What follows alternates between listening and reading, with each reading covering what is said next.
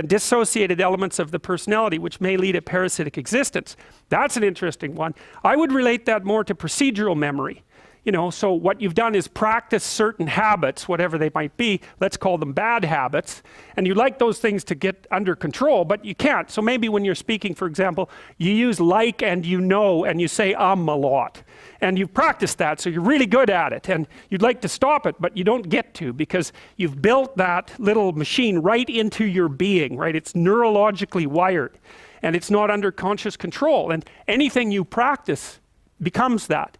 It becomes part of you, and that's another element of the unconscious, a different part.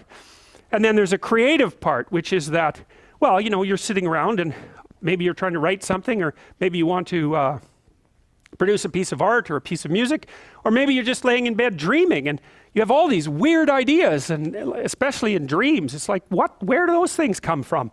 And even more strange, one of the things that's really weird about dreams, and almost impossibly weird, is that you're an observer in the dream. It's like a dream is something that happens to you.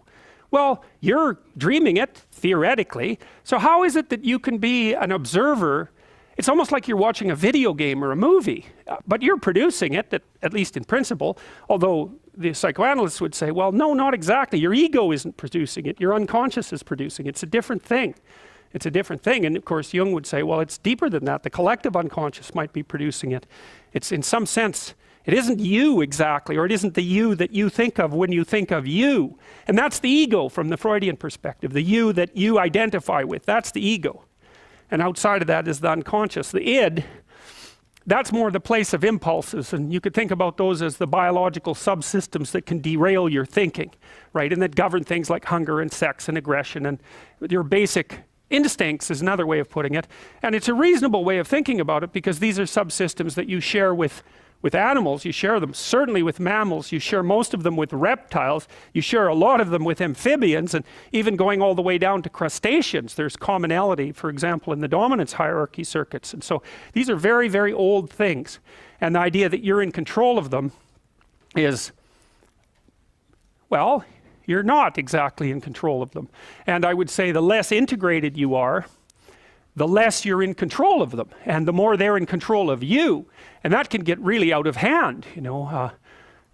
You can be, like with people who have obsessive compulsive disorder, for example, which seems to be, I would say, the dissolutive elements in some sense of the unconscious, the way that it's portrayed here.